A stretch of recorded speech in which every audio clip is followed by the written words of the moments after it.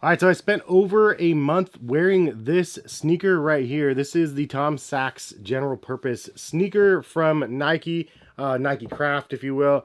This was a really interesting one because honestly, my expectations were really low.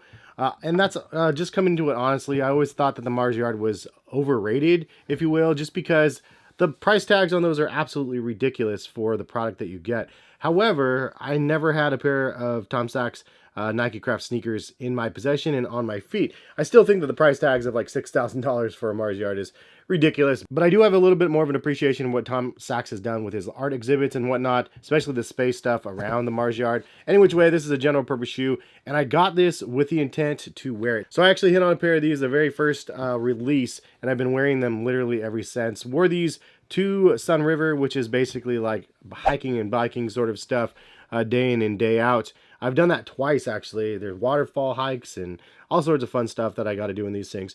But I wanted to give it a go and see how they were and to give you guys kind of my 2 cents. Now, it wasn't the most ridiculous, rigorous like testing. Obviously, there's people out there that can run like 30 miles at a time, and you guys are awesome. I wish I could do that. But anyways, I wanted to give you guys a follow-up and let you guys know my overall impressions of the shoe. So some background on the shoe. It says a Nike Craft general purpose shoe. GPS is an understated do-everything shoe created to work with every possible scenario. The Nike Craft GPS represents 10 years of partnership between Nike and Tom Sachs, a collaboration that creates new perspective on serving the future of athlete and sport. Nike Craft products are designed and constructed to support all activities of your life and tell your story. The Nike Craft GPS is a reminder that there is a value in creating connection with the things that you own. It's not what you do, it's how you do it. If the Mars Yard Nike Tom Sachs introduction to the Nike Craft concept was designed for space-going scientists, its kin, the Nike Craft general purpose shoe GPS, finds its footing in every day. Both, of course, built on the base idea of sneaker as a daily tool and are created with the same unwavering attention to detail. It's not what you do, it's how you do it. The GPS shape is distinct thanks to a slightly perky upturned toe, but not too distinct. It's built with a 3-piece molded cup sole, signature donning straps, and microfiber collar and breathable knit upper. It took decades to make a shoe this simple. Nike Craft shuns innovation for its own sake, but embraces it as necessary. Consideration to durability and utility and style is shown in the upper material, open enough to breathe, tight enough to warn off a few raindrops, and the quality of the donning straps, and once again the 3-piece molded cup sole. Anyway, so he says that this is basically a general purpose shoe, and I wanted to give it the life of a general purpose shoe and take it all around with me. So I'll tell you guys my first impressions of the shoe, like, is actually pretty good. Honestly, my original review was like pretty shocking. Like when I got these and tried them on, I did not expect them to be comfortable. Like they have a very firm footbed. It's kind of like a full rubber midsole and then outsole, so it's very firm underfoot. There's not a lot of cushion there, but it was actually really welcome. It wasn't something that stood out as uncomfortable, even though it was really firm. So there's a difference between cushion comfort and comfort. Like cushion comfort, I would consider like something like ZoomX or React, where it's just max stacks of pillowy soft goodness. This is very firm. It's very firm rubber, but it is comfortable nonetheless. So I found that very interesting. I didn't think it would be very good once I put them on. Then I walked around them in a bit, and of course my feet enjoyed the experience. Soft squishy shoes are great, but you probably shouldn't be wearing them literally every single day. It's nice to be able to mix up the density of what you're wearing underfoot.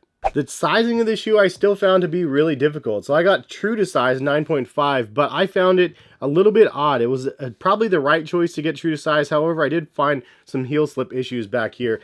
So it's very interesting because this is so loose around the collar here that you have to actually tie the shoes down, which, okay, general purpose, I get it. You have to tie your shoes. I don't like to tie my shoes. I'm like the type of person that really just does not like to do that. I like to wear them really loose, and I couldn't really do that with this shoe. If I wore these loose, my foot would definitely slip out the back here a little bit. So I had to tie these shoes, unfortunately, one of the very few pairs of shoes that I actually have to tie, and it was kind of a bummer, but you know, it is what it is. With that in consideration, the lockdown was just fine, and true to size was the proper size. If I went down a half a size, it would have been too narrow in the toe box. If I went up a half a size, it would have had more slippage in the heel and whatnot. If I had to give these a kind of a wide foot friendly rating, they're not that wide foot friendly, to be honest. I wish they had a wider version, but it is something to note. The overall width of the shoe isn't bad. Normal size feet can fit. A little bit wider foot, I was fine in these. If you have an extreme wide foot, you might have a little bit of a problem. Breathability, I would say, is good. It's not like a full mesh upper or anything like that. It's very purposeful upper, as they said, though. So it's definitely something that can withstand a couple raindrops, but it's not waterproof, but it's also a little bit breathable, but it's not like full leather where it's not breathable at all.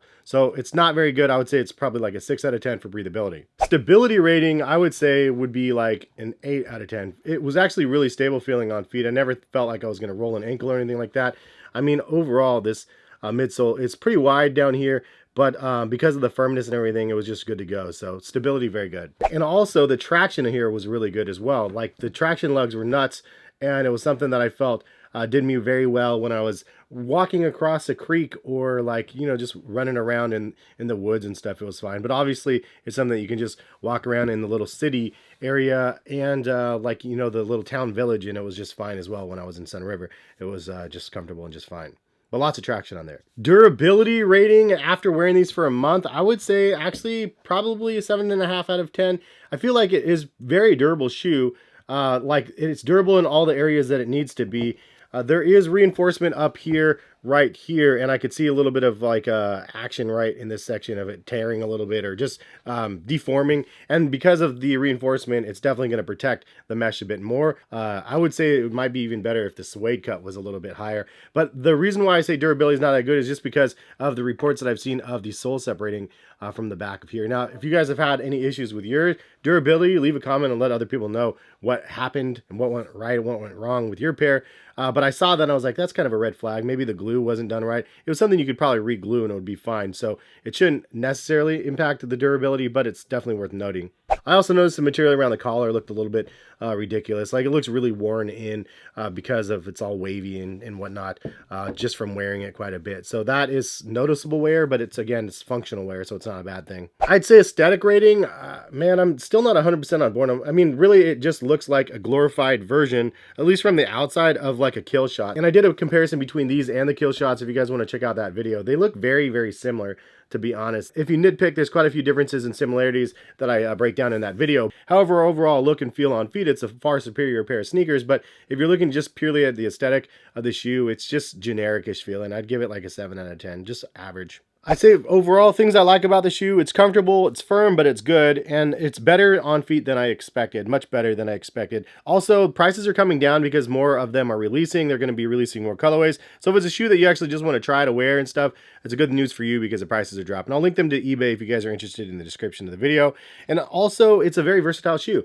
Like, I like the fact that I can wear this through the city, like through my just walks and the hikes. It's almost like a city trail shoe in a sense, where it's like you can wear it for trail, you can wear it for city. It works for both. It's kind of like the Tom Sachs like hype name behind it as well. So there is a versatile market for this shoe. But if you really want something for trail, then obviously just get a trail shoe. My recommendation would be the New Balance Fresh Foam X Hero V7, 6, 7. Those things are amazing for trail. But if you want something for all day, every day, like city wear, like, you can't really go wrong with the Adidas Ultra Boost 22. And they even have a rugged version of the Ultra Boost 22 if you want to do both. The cons, in my opinion, is the odd fit. Again, the sneaker heel slip was very, very interesting.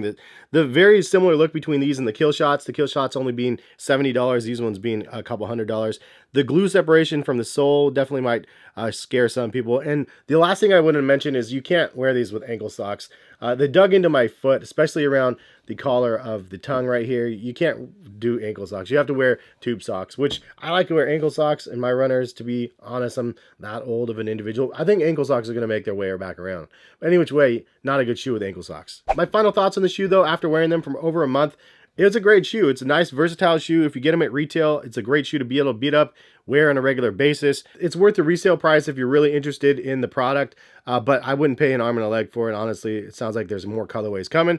And then lastly, I was just overall impressed with what they created. It's kind of nice and fun to see an over-engineered piece of modern everyday footwear, and it's kind of like an engineering marvel. I really do appreciate what they did, and I'm glad that I was able to wear these for such a nice period of time. I will be cleaning these up with my Reshoevn8r sneaker cleaner. Anyway, save 10% off with Reshoevn8r in the description of the video if you guys are interested. Hopefully you guys enjoyed the video. This is a great pair of sneakers in my opinion. Definitely something that I am happy that I was able to get my hands on at retail. And we'll leave it at that. Thanks for watching. Hopefully you guys enjoyed. Have a good rest of the day. All right, peace, guys.